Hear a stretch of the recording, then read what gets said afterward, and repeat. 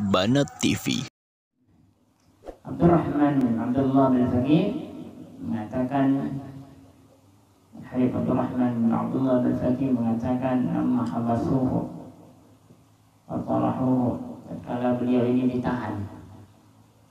Yang nahan ini orang yang zalim, mesti orang yang zalim. Kalau tak zalim tak mungkin dia ditahan, mesti orang yang zalim. Ya. Wa talahuhu tahta zir, bukan hanya ditahan, bukan hanya ditangkap beliau sama orang zalim tersebut, kemudian beliau diletakkan di bawah zir.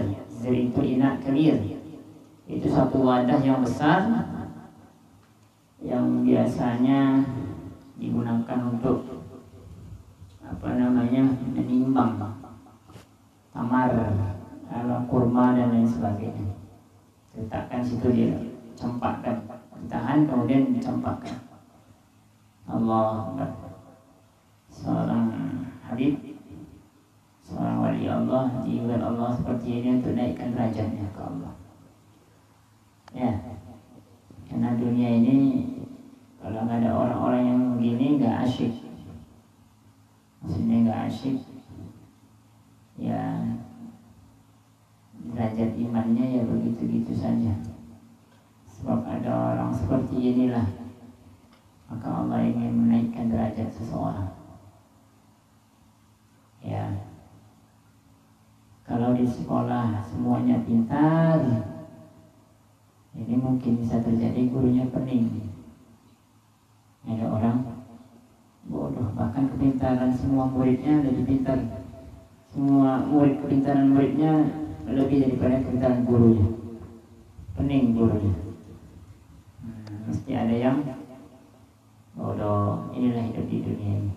Ya. Karena sebab yang bodoh itulah kita dapat pahala ya, mengajarkannya sehingga dia menjadi pintar. Maka syukur adanya orang bodoh, syukur adanya orang yang berbuat seperti yang dilakukan oleh para orang-orang zalim kepada Abdurrahman bin Abdullah bin Faqih. Ini untuk menaikkan derajat beliau, agar derajat beliau semakin tinggi. Begitu juga Nabi Yusuf alaihissalam di penjara. Buat apa yang di penjara Nabi Yusuf? Agar menaikkan derajat beliau. Nabi Ayub juga kena penyakit. Bukan penyakit ini berarti merendahkan Nabi Ayub alaihissalam, tidak. Ingin menaikkan derajat Nabi Ayub alaihissalam. Begitu juga semua para nabi dan para wali-wali Allah. Ya. Banyak cara Allah untuk menaikkan derajat seseorang, untuk mendatangkan rahmat seseorang. Nah, kita juga begitu, belajar dari mereka-mereka ini. Jika terjadi satu musibah, jangan membawa emosi. Jangan dibawa emosi. Tapi yakinlah ini sudah ketentuan Allah dan rahmatnya Allah. Satu contoh, mobil tertabrak, ditangkap, pilih dimasukkan ke polisi. Ada sini kemarin kejadian, ya. Dan tanggapannya jangan buruk ke Allah dan jangan marah, santai saja. Merasa ini ada rahmat Allah. Bismillah jalan Allah. Akhirnya apa? Memang betul. Akhirnya beliau tak jadi marah. Dia katakan, kalau kalian orang baik datang jumpai aku. Dijumpai, ternyata malah beliau bukan marah kepada si fulan, walaupun kita ini salah menurut undang-undang, malah beliau yang minta maaf, malah membalikkan lagi uangnya dan sedangkannya. Malah beliau datang ke pondok untuk nyumbang ke pondok. Ini hikmah. Ya, tak tahu cara Allah untuk memberikan derajat seseorang, menaikkan derajat seseorang. Seperti halnya batu yang ada di depan kita semuanya, butuh jatuh. Ini mungkin prinsip orang berbeda-beda. Ada yang mungkin salah tukangnya, mungkin sudah dibilangkan, mungkin banyak kemungkinan tanggapan manusia. Tapi kalau kita orang-orang yang betul-betul yakin ini adalah satu keasyikan yang dibuat Allah, agar apa? Agar pertama mungkin menahan daripada amarah, menahan amarah. Karena salah satu firman Allah, alladzina yunfiquna fis sarra wad dharra wal kadhimina ghaidha wal 'afina 'anil nas. 3P di sini. Dan orang-orang yang menginfakkan hartanya baik dalam keadaan sempit maupun senang, berarti pemurah. P, 1P. Yang kedua, wal kadhimina ghaidha, menahan amarahnya, penyabar. 2P. Wal 'afina 'anil nas, memaafkan kepada seluruh manusia. Berarti ketiga, pemaaf. Allah yuhibbul muhsinin. Ini nanti derajatnya jadi orang yang muhsin di hadapan Allah. Nah, ini salah satu pelajaran Allah untuk mendatangkan P yang kedua. Apa itu? Penyabar. Sabarnya kita atas ini. Nah, ternyata ada tanggapan orang yang menyalahkan si fulan, menyalahkan si fulan. Ini tidak. Bukan salah si fulan, bukan salah si fulan. Ini sudah qadarullah masyaallah. Sudah ketentuan Allah yang telah Allah tetapkan, dan ini telah ditulis Allah Ta'ala. Hatta semut yang hitam, di gelap yang hitam Allah buat. Bahkan ulat yang kecil di dalam batu Allah berikan makanan, ini pun Allah tahu. Ya Allah, dan hebatnya lagi Allah berikan rezeki kepada ulat ini batu yang kecil. Di dalamnya ada ulat. Ulat tadi sedang makan. Siapa yang datang makanan ini? Allah. Siapa datang makanan ini? Allah. Hebatnya Allah. Jadi jangan salahkan fulan, jangan hitung kerugian. Ya. Nah, tapi yang kita tanggapin apa? Ini sudah ketentuan Allah dan ada hikmah di sini. Ada rahmat di sini. Allah alam rahmatnya. Bisa jadi nanti suatu saat si fulan tadi, si tukang supir tadi datang ke pondok, mungkin dia berpikir kasihan, akhirnya dia datang, kita ajak dakwah 3 hari, akhirnya awalnya tak sholat jadi sholat. Banyak cara Allah untuk seseorang itu Allah berikan hidayah. Intinya prinsip dalam hati, tanggapan dalam hati, semua ketentuan Allah, apa yang sudah ditentukan Allah itu, apa yang terjadi di dunia ini itulah yang terbaik. Itulah terbaik buat kita. Itulah yang terbaik yang Allah berikan kepada kita. Ya, Maulana Syekh Abdul Wahab itu pernah mentamsilkan di buku tamsilnya. Ada buku tamsil beliau, ada buku tamsil. Dia pernah ceritakan kepada kita waktu di Madinatul Munawwarah. Apa kata beliau? Ada seorang raja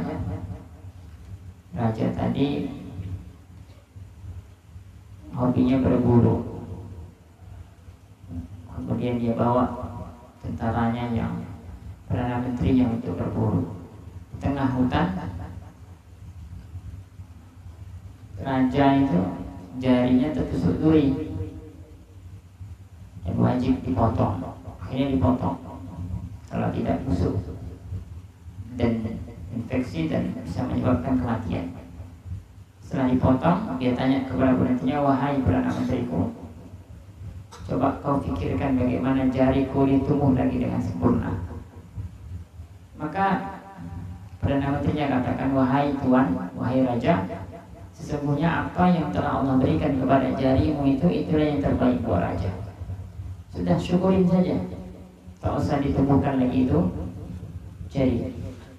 Maka ini raja marah karena si perdana menteri ini tidak mentaati perintah beliau.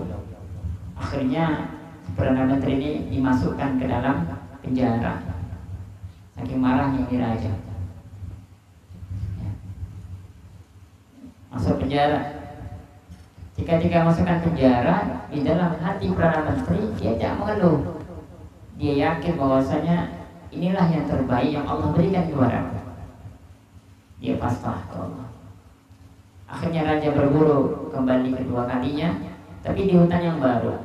Beliau tidak tahu keadaan hutan ini. Dibawanya beberapa tentara dan akhirnya terdapat di situ seorang raja yang suka memakan manusia. Kemudian tertangkaplah ini raja dan bala tentaranya. Dan raja ini yang anehnya, Kalau ada yang salah satu cacat dari tubuh manusia, dia tak mau makannya, dilepaskannya.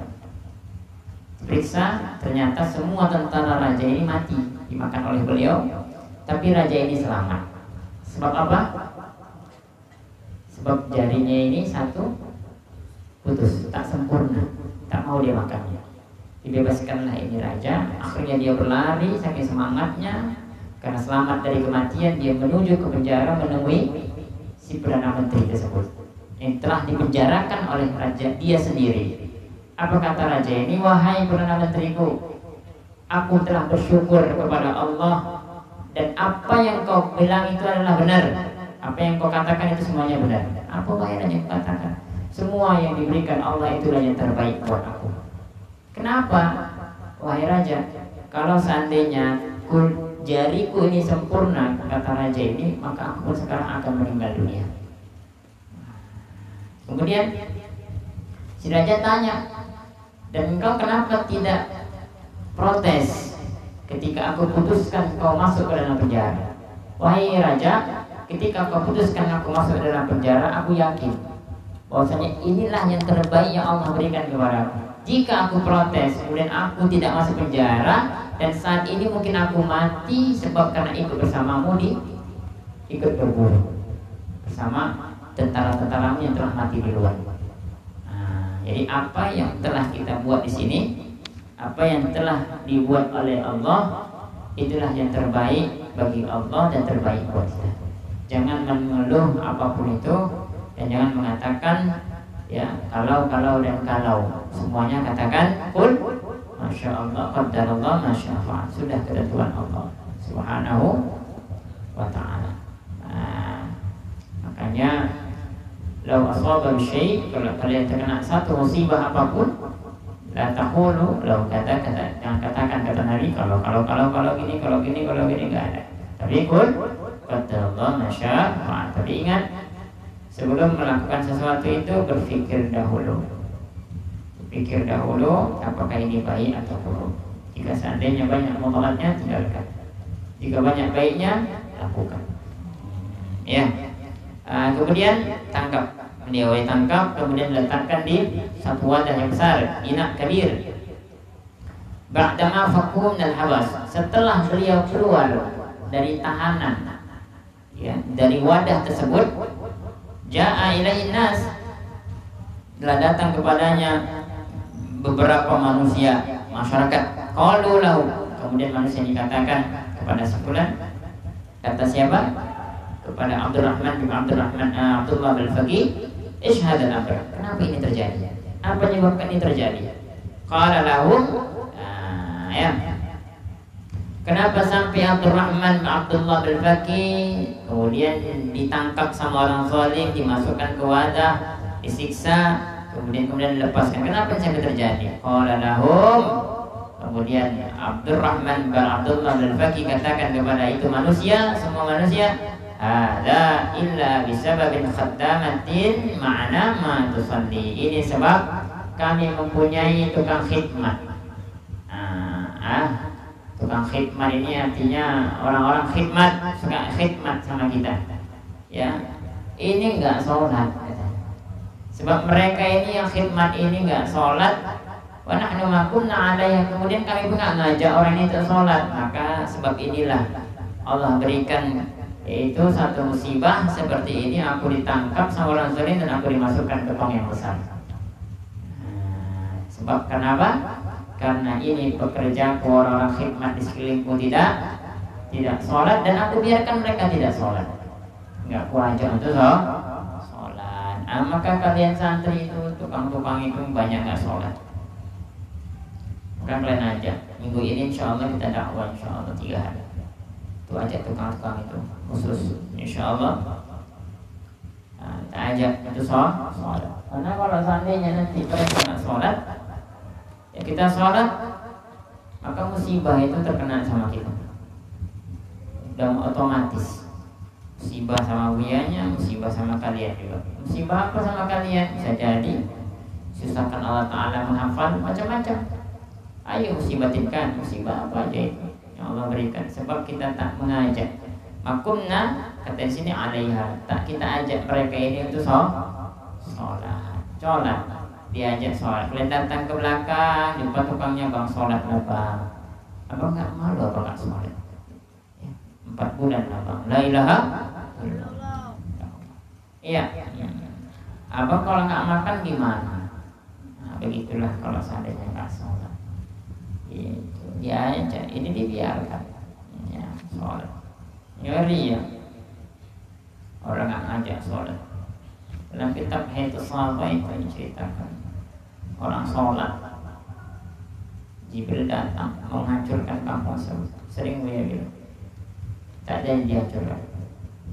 Hai Jibril, hai ya Allah, kenapa nggak kau hancurkan, kata Allah. Hai Jibril, wahai Allah, kenapa Allah katakan, wahai Jibril, kenapa nggak kau hancurkan? Ya Allah, ketika aku tidak menghancurkan itu kaum, aku melihat ada satu orang yang sholat baca Quran, tawajuhnya ke Engkau ya Allah, maka sebab itulah aku tak jadi hancurkan itu kaum, itu kampung. Maka Allah katakan, wahai Jibril, hancurkan itu orang yang sholat itu pertama kali, baru di sekelilingnya kau hancurkan. So apa ya Allah? Karena keningnya tidak pernah berkerut memikirkan saudara-saudara di sekelilingnya. Ya, tak pernah